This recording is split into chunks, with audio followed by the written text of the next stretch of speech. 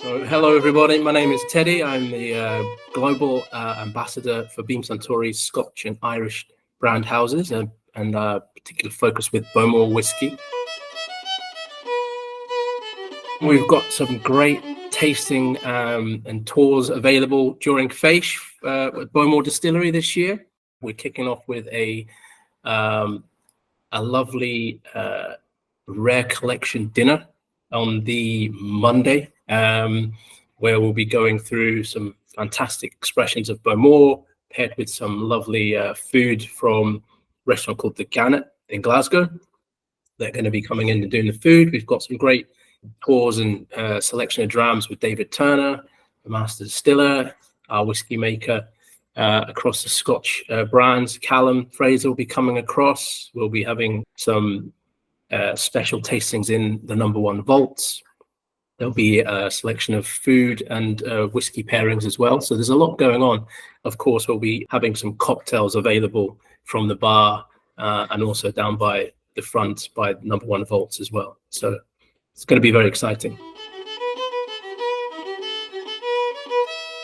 What makes the number one vaults so famous? It's first of all being part of Bowmore. We are very fortunate to be the original Islay single malt, the very first distillery established on Islay in 1779.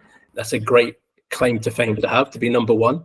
And then with that, we also have the number one vaults, our number one warehouse by the water's edge of Loch and Dal. That's one of the oldest maturation warehouses in the world, certainly in Scotland.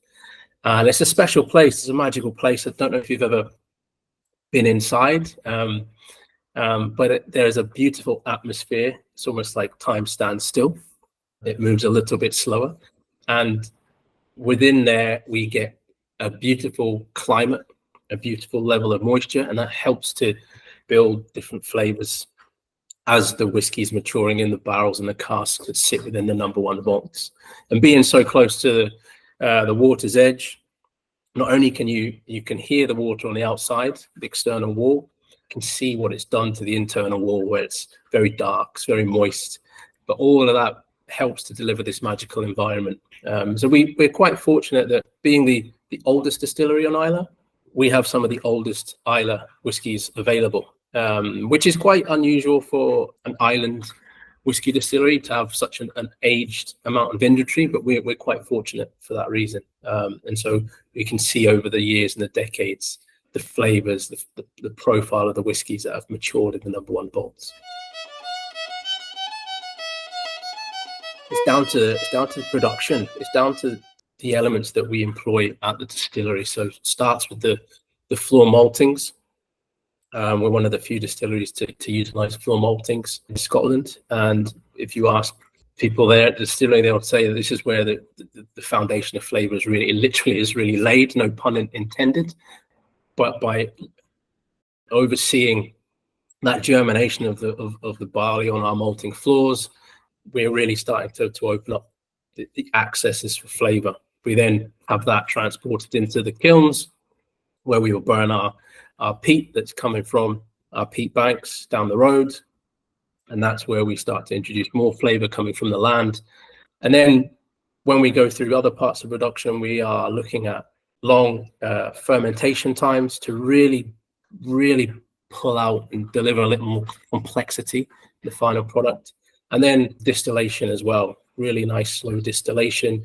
And what we're trying to do is we're trying to focus the flavor into our new make spirit. We're trying to really pull through a distillery character, and our distillery character is quite bright, it's quite clean, a little bit citrus. And when we make our expressions, we want to start with the best foundation possible. That's why over the last few years, we've increased our fermentation times. We're up to like 70 plus hours now. We were around 50, and the longer we take, the more complexity we get. And then fine-tuning that through the distillation, actually looking at the yeast strain as well, the yeast that we're using. All these things help to deliver flavors. Why does Bowmore thrive in sherry casks? Great question. As a brand, we are quite well known for having some older expressions that have been matured in sherry casks that deliver this absolute, majestic quality. And part of that's down to maybe the location, the number 1 vaults where it's matured. But there's this beautiful interaction with the new make spirit and the sherry cask. The sherry cask is going to deliver, those dried fruits, those raisins, those nuts, a lot of, depth and that in that respect. But we've already got great character from the new make spirit. It's got this lovely weight, this lovely balance of peat and sweetness. And these two intersect, and we bring the best out, I guess. We come to an apex where we're pulling the best from the sherry casks, and we're seeing the best of our new make spirit take that on, but also continue to shine through. And you can still pick up that lovely distillery character, the lovely peat that we get from our peat banks that we've used in the kilns. You get all that come together. It's one of those moments of alchemy that you can't quite disseminate and go, that's exactly why. It's just this one of these things, these beautiful things that the serendipitous that comes together to produce something that's fantastic. Bowmore is a village on Islay. It's also the capital of Islay, and it was the first purpose-built village in Scotland, which is a nice fun fact. But in addition to that, the first building that was erected, that was built in the village, was the church at the top of the main street, and it's a round church. And they built it in a cylindrical form because they didn't want any corners for the devil to hide in. Through the ages, there's lots of stories to be told. And this one such story about the round church, we've actually utilized in some of the expressions that we've used.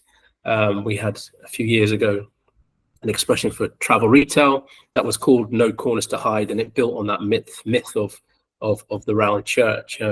We've also had expressions in the past where we've termed them the devil's casks, which are really rich and vibrant expressions of Bowmore. And that was built, or the story was taken from the round church and the devil trying to find a corner to hide in, and he couldn't find one. And the villagers noticed that the devil was trying to hide, and they chased him down to the pier, and the devil jumped onto a boat that was heading for the mainland and hid in one of the casks that was on the vessel. And that's where the story of the devil's cask came from.